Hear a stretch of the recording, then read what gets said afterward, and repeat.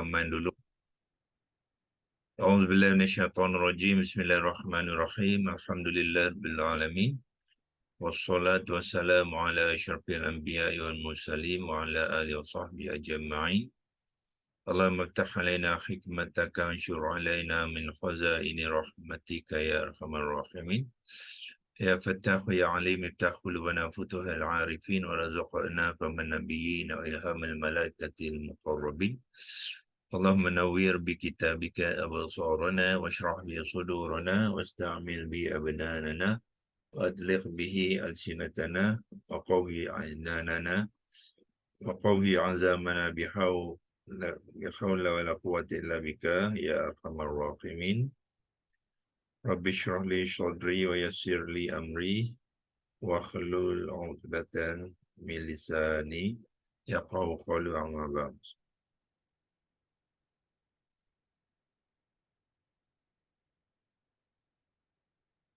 Okey, kita teruskan dengan perkongsian. Kita akan buka ayat 13 surah Al-Baqarah tu. Hari ini kita cuba mengimbas kembali apa yang telah kita pelajari sebelum kita meneruskan kepada kalimah seterusnya, ya. Jadi saya kongsikan skrin dulu.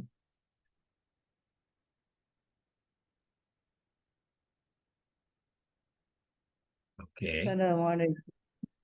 Waalaikumsalam warahmatullahi. Okey. So, ayat di paparan skrin sekarang ni, ayat yang kita ke-13 bermula dengan wa iza qila lahum, ya, iaitu ayat ini wa iza qila lahum la aminu kama amanan nasu qalu anu'minu kama amanas sufaha. Kita sampai di sini dulu, ya. Sampai ke waqaf khaf lam ya. Cuba kita imbas kembali setelah kita belajar mengenal kalimah-kalimah tu. Bolehkah kita memahami bahagian ayat ni dengan baik, ya? Iaitu kita mulakan dengan kalimah yang pertama wa iza qila lahum. Kita keluarkan kotak ni. Tak apa, tak payah keluar pun tak apa, ya. Iaitu ambil kalimah wa iza dulu. Iaitu kalimah yang pertama, ya. Yang ni kalimah pertama tu adalah terdiri daripada dua kalimah waw dengan iza, ya. Waw ni adalah waw istinafiah yang bermakna fungsi dia adalah nak menyambung cerita dalam ayat ke-13 ni kepada cerita yang sebelumnya, ya. Sebelum ni dah banyak cerita, jadi dia nak tambah lagi cerita tu ataupun nak meneruskan cerita tu, dia mula dengan waw. Waw tu dipanggilkan waw istinafiah, ya. Cerita sebelum tu dia nak menceritakan tentang apa kepada orang-orang munafikun ni, nak mencerita tentang mereka ni adalah humul mufsidun, ya, iaitu mereka tu adalah mereka-mereka yang membuat kerosakan, ya. Itu cerita sebelumnya. Jadi kemudian ayat seterusnya nak mencerita pula dalam konteks apabila mereka ni disuruh beriman, ya, disuruh beriman, apa ceritanya. Itulah dimasukkan penyambungan cerita daripada cerita-cerita sebelumnya. Jadi cerita sebelumnya akan waw akan digunakan waw istinafiah, ya, menyambung cerita. Jadi maknanya lepas satu cerita ada cerita lain dan cerita lain. Itulah dinambungkan penyambungan cerita. Dia waw ni berfungsi sebagai waw istinafiah, ya, yang berbeza dengan waw atifah ataupun waw haliyah. Banyak lagi jenis-jenis waw lain, waw al-qasam, ya, banyak jenis waw di dalam di dalam Al-Quran, ya. Okey, so bermakna dan iza adalah isim zorof zaman. Ya, isim zorof zaman. Pada masa sama iza juga digunakan sebagai harfun syartun. Ya, harfun syartun tu bermakna apa? Dia nak meletakkan ayat yang nak diceritakan tu sebagai satu syarat. Bila satu syarat, dia ada jawab syarat dia, ya. So bermakna apakah syartun dia? Ialah yang ni lah, iaitu qila lahum, kita ambil kotak balik, ambil warna hijau, ya. Apa syarat dia? Ialah syarat ni apa dia? Syarat ni circumstances, bahasa Inggeris dia circumstances, keadaan. Dia meletakkan satu keadaan, kemudian ada jawab kepada keadaan itu, dimaksudkan syartun. Ya, iaitu syartun dia apa? Dan apabila, ataupun kalau dalam konteks syartun, kita lebih baik gunakan dia ketika, ya. Dan ketika qila lahum aminu kama amanan nasu, yang ni dia punya syartun dia, syarat.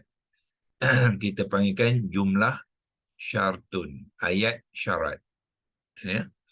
So apabila dikatakan kepada mereka aminu, berimanlah kamu semua, kama, seperti mana manusia-manusia sebelum ini telah beriman. Itu maksudnya wa iza qila lahum aminu kama amanan nasu tu.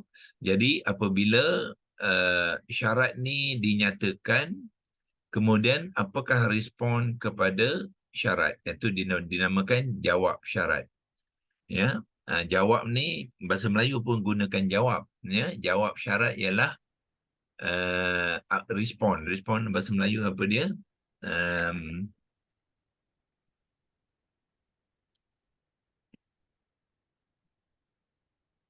Jawablah, senang. Kalau Tindak balas, boleh kata tindak balas. tindak balas, ya. Boleh juga, ya. Tindak balas. Kalau tak ingat, kita gunakan jawab lah. Apakah jawab kepada ayat syarat tadi? Ialah ini dia, qalu anu'minu kama amanas sufaha. Yang inilah dia punya, dipanggilkan jawab syarat dia, ya. Sampailah sufaha ni. Jadi apa mereka kata? Bila dikatakan kepada mereka suruh beriman, seperti mana manusia-manusia yang telah beriman tu, jadi mereka menjawab. Jadi qalu ni walaupun pada asalnya bermakna mereka telah berkata, tapi dalam konteks jawab syarat, elok menjawab. Jadi mereka menjawab, ya. Mereka menjawab, anuk minu kama, patutkah kami beriman seperti mana orang-orang yang anas yang dalam ayat syartun tadi, yang kita katakan manusia itu telah beriman. Apa dia kata jawab dalam jawab syarat dia?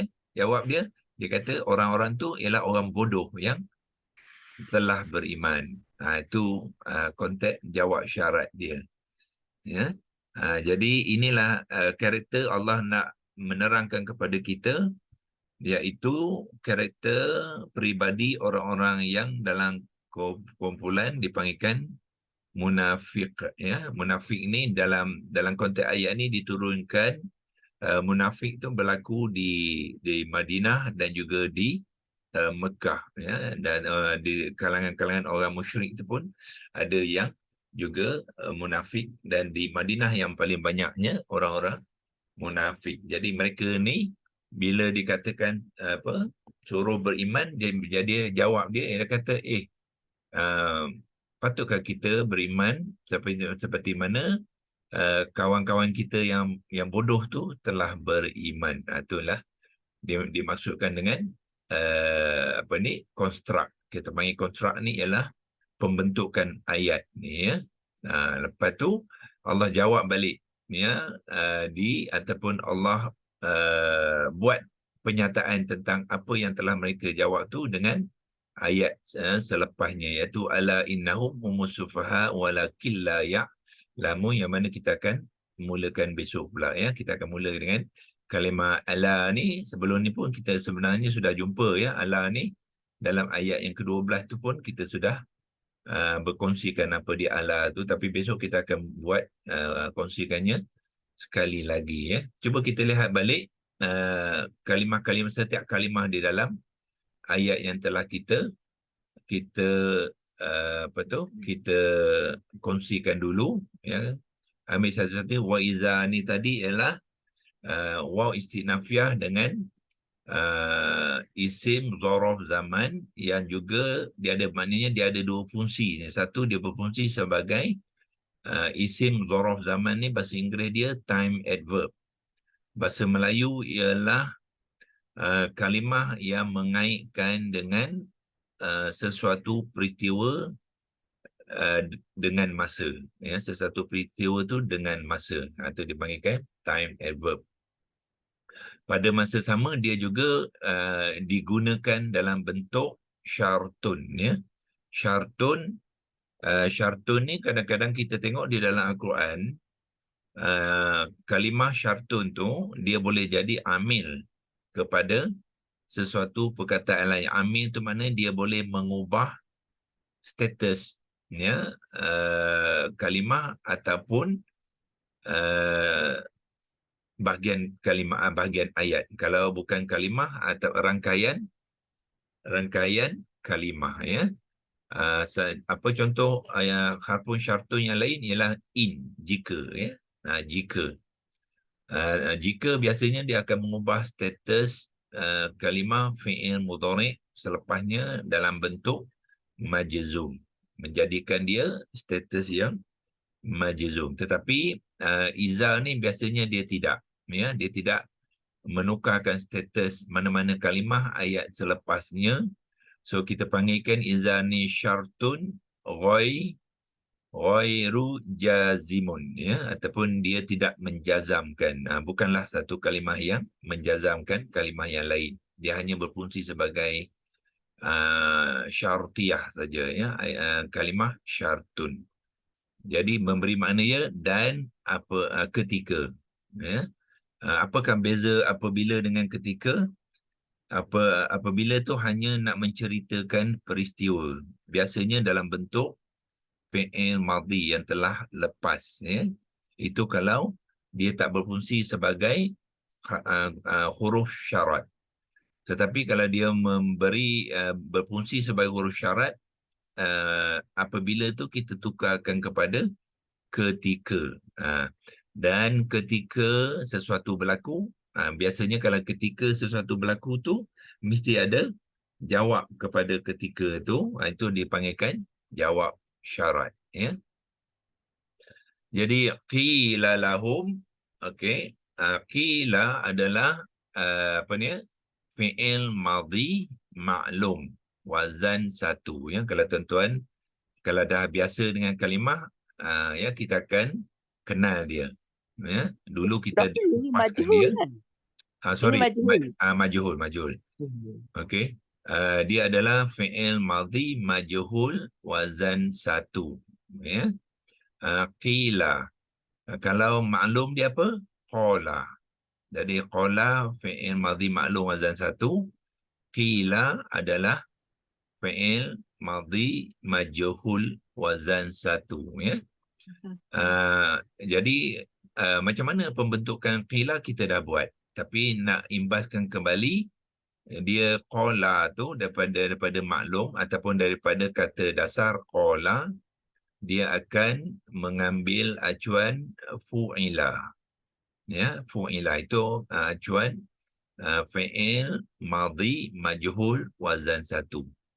So daripada fu'ila tu dia membentuklah kalimah qila ya. Okey, bila qila apa maksud dia? Qala maksudnya berkata, jadi qila telah dikatakan ya. Telah dikatakan. Jadi telah dikatakan tu mesti ada orang yang terlibat. Yang dikatakan tu mesti ada dua perkara. Pertama ialah orang yang terlibat dengan majhul, kemudian objek yang terlibat ya dengan majhul, ya. Dengan majhul tu, ya. So di sini siapakah objek dia? Ya, objeknya ialah yakni aminu kama amanan nasu, ya. Yang inilah yang nak dikatakan kepada mereka tu. Jadi mereka yang terlibat dengan dikatakan tu siapa? Hum sinilah. Ya, hum sini. Jadi dua-dua tu menjadi objek, dan bila ada salah satunya akan mengambil peranan sebagai naib fa'il, ya. Akan mengambil naib fa'il. So biasanya naib fa'il tu sama ada objek ataupun orang yang terlibat, ya. So dalam konteks ni objek dia lah dalam bentuk ayat ni lah. Yang ni lah yang nak dikatakan tu aminu kama amanan nasu. Kalau nak dikatakan naib fa'il dia yang ni lah, yang dia dalam bentuk ayat, ya. Phrase dipanggil bentuk ayat, ya. So yang ni adalah objek yang pertama tu, dan hum ni adalah objek yang kedua, mereka yang terlibat, ya. So iaitu dia ada level-level bila kita nak memaham pembentukan ayat-ayat ni, ya. Jadi keseluruhan tu dia membentuk ayat syartun. Okey. Okey, lahum qila sudah, fi'il madhi majhul wazan 1. Lahum, okey, lahum ni bahasa Arab kadangnya dia menerangkan sebagai fungsi dia dulu, ya. Fungsi dia dipanggilkan muta'alliqani, ya. Muta'alliqani maknanya yang kedua-duanya berkaitan dengan sesuatu, ya. Berkaitan dengan apa? Dengan qila ni. Sebab ada qila ni ada lahum, so dia panggilkan yang berkaitan dengan qila. Arab dia kata lahum adalah muta'alliqani liqila, untuk qila ni. Biasanya dalam bentuk kata kerja. Ada kata kerja ni dia ada lahum ni dipanggil muta'alliqani, ya. Dan perkaitan di antara la dengan hum ni ada dua kalimah dipanggilkan jar wa majrur, ya. Lam tu adalah, kalau kita ambilkan arrow, lam ni adalah harfun jar, ya. Ambil warna merah lah. Mana dia? Arrow. Tukar warna merah. Adalah jar, harfun jar. Harfun jar ialah kata sendi, ya. Kata sendi. So bila kata sendi, semestinya lah apa yang mengikut kata sendi adalah isim yang majrur, ya. So di sini tuan-tuan lihat, biasanya harfun jar kita tengok lam baris bawah. Tapi tidak. Dalam kes harfun jar apabila dia berfungsi kepada isim dhamir. Hum adalah isim dhamir. Jadi harfun jar tidak boleh mengambil lam baris bawah. Dia kena mengambil lam baris atas. Jadilah lahum. Tapi pertalian dia masih lagi jar wa majrur. Dan yang keduanya kita lihat, biasanya kalau isim tu majrur, dia ada tanda kasrah baris bawah, tapi tidak kepada isim dhamir. Hum ni tetap hum, ya. Kerana kalimah tu kita panggil dia kalimah yang mabni. Dia tidak berubah tulisannya walaupun i'rabnya bertukar, ya. Kalau lahum ni tak ada la, dia adalah marfu'. Jadi marfu' penulisan dia sama juga. Ha baris depan, mim yang sukun. Kalau lahum tu menjadi objek, dia mengambil i'rab yang mansub, dia tetap tulisannya sama. Ha baris depan, mim pun sukun, ya. Dan sekiranya kalau dia berperanan mengambil status yang majrur, ejaannya pun sama juga. Ha baris depan, mim sukun. Itulah dipanggilkan kalimah yang mabni, dia tidak berubah tulisannya walaupun i'rabnya berubah. Itu, ya. Jadi sekarang ni la harfun jar, So bila la harfu jar semestilah hum tu majrur. So pertalian ni kita panggilkan jar wa majrur, ya, lahum. Okey. Kemudian aminu, aminu. Okey, pertama sekali kita cuba mengenal yang ada di dalam ni, yang hamzah qata' yang diikuti dengan alif mad, ya. Apakah dia? Yang ni dipanggilkan mad badal. Ya, mad badal ni ialah bacaan huruf hamzah ni kita baca sepanjang 2 harakat, ya. Tetapi asal kepada mad badal ni ialah 2 hamzah qata' yang berturutan, ya, yang ni, ya. Sorry, kita okey, yang ni. Itu dipanggilkan mad badal, ya. Sebelum ditulis dalam bentuk ini, ya, penulisan ni di bentuk ni adalah mengikut Rusam Osmani, ya, di mana orang Arab apabila 2 hamzah qata' yang bertemu, dia akan tukarkan kepada mad badal. So apakah 2 hamzah qata' tu? Yang pertama hamzah qata' tu ialah hamzah qata' yang berkaki alif macam atas ni, berkaki alif berbaris atas, ya. Dan yang keduanya hamzah qata' yang sama tu mengambil sukun, baris sukun, jadi jadi tu dia tukarkan kepada jadi maknanya asal ni ialah minu, minu, ya. So orang Arab tak cakap minu, so apa dia buat? Dia tukar kepada mad badal, dan dibaca secara aminu, ya, aminu. So bermakna kita tahulah di hadapan ni asalnya ialah iaitu hamzah qata' baris atas dengan hamzah qata' baris sukun, ya. Jadi ditukarkan kepada mad badal. So bermakna dalam komponen yang pertama ni terdapat hamzah qata'. Dan hamzah qata' tu adalah ditukar daripada huruf ilaf alif, ya. Jadi bila kita mengenal alif di situ, jadi kita tahulah 3 huruf akar dia. 3 huruf akar dia ialah alif, mim, nun. Dalam hamzah qata' mad badal ni huruf akarnya ialah alif. Kemudian huruf akar yang kedua ialah min, ya. So saya ulang, ya. Dalam hamzah qata' ni sebenarnya huruf akarnya ialah alif. Kemudian huruf akar yang kedua ialah min, dan huruf akar ketiga ialah nun. Itulah alif, mim, nun adalah 3 huruf akar. Tanpa kita pergi ke cari maklumat di tempat lain, ya, kadang-kadang kita boleh mengenal 3 huruf akarnya daripada kalimah itu sendiri, ya. Jadi alif, mim, nun. Dan alif, mim, nun tu membentuk kata dasar yang yang kata dasar aminah, ya. Alif bila membentuk kata dasar akan bertukar kepada hamzah qata', kita bariskan atas. Mim tadi baris kedua, baris bawah, dan nun baris atas. Jadilah aminah. Itulah kata dasar aminah, memberi erti percaya, ya.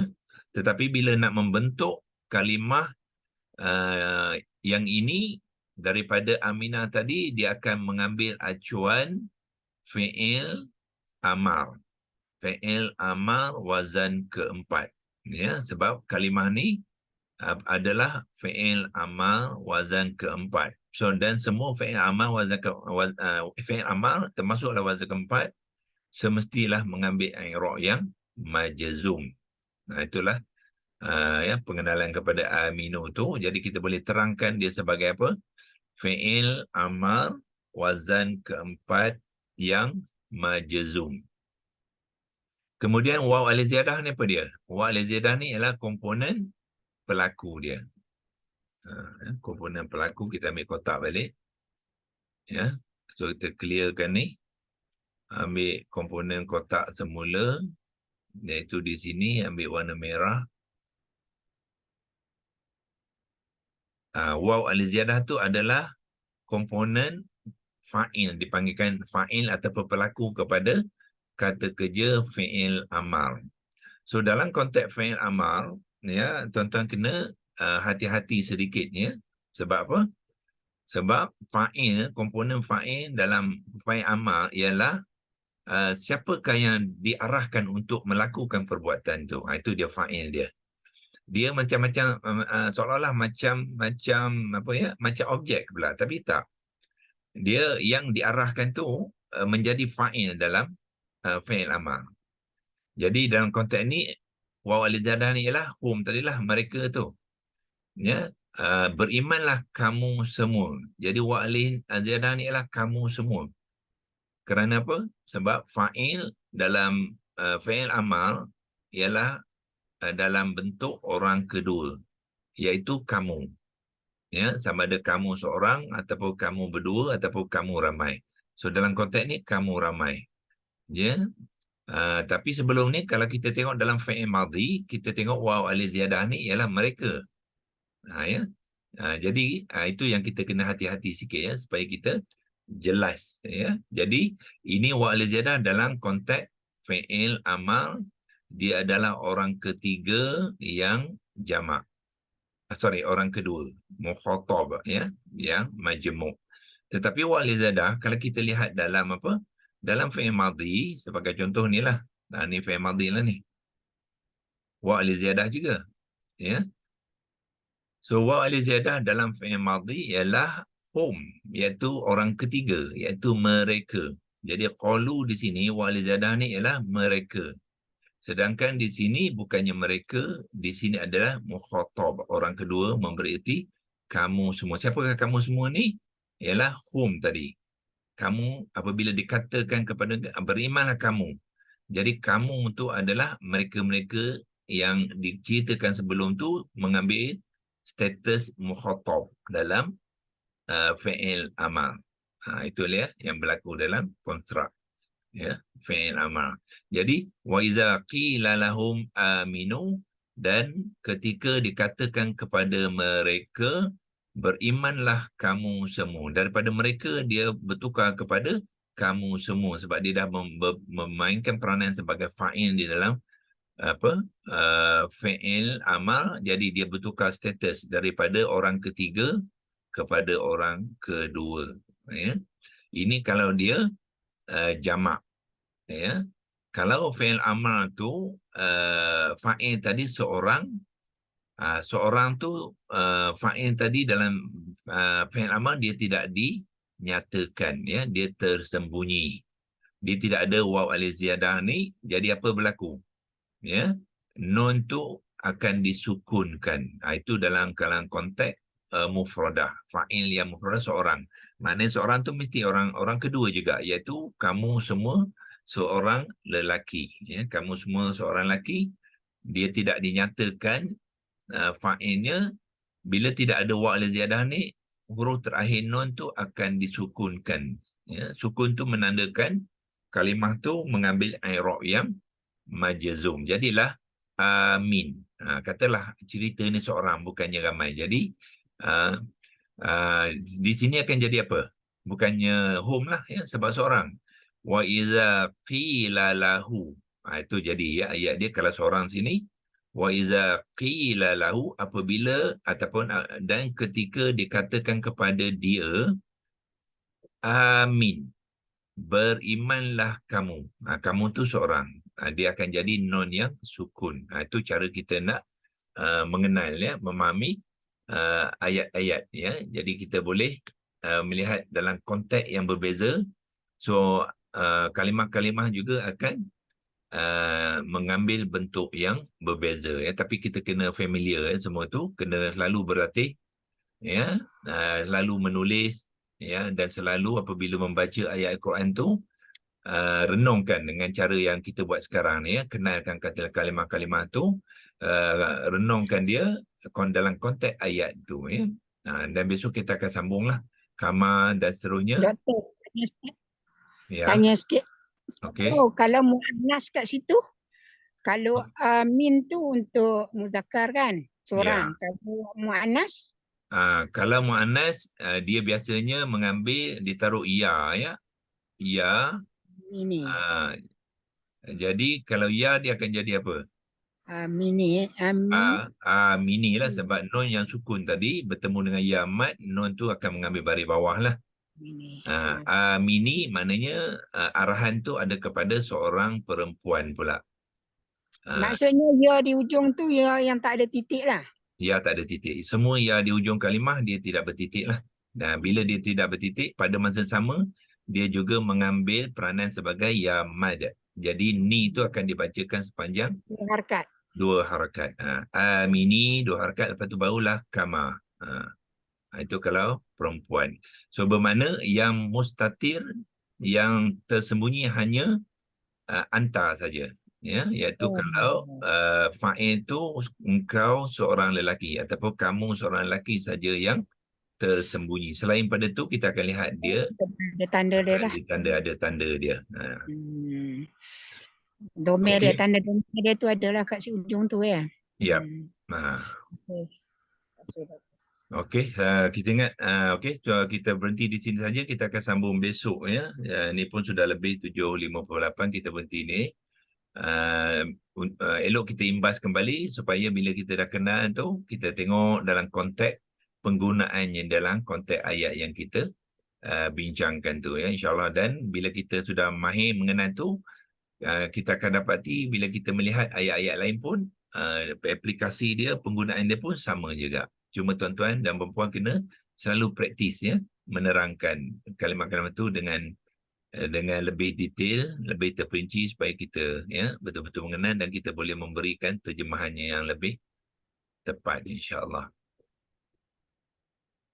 أعوذ بالله من الشيطان الرجيم بسم الله الرحمن الرحيم اللهم ارحمنا بالقرآن واجعله لنا إماما ونورا وهدى ورحمة اللهم ذكرنا منه ما نسينا وعلمنا منه ما جهلنا وارزقنا تلاوته آناء الليل وأطراف النهار واجعله لنا حجة يا رب العالمين وصلى الله على سيدنا محمد وعلى آله وصحبه وبارك وسلم والحمد لله رب العالمين تقبل الله منكم منا ومنكم تقبل يا كريم.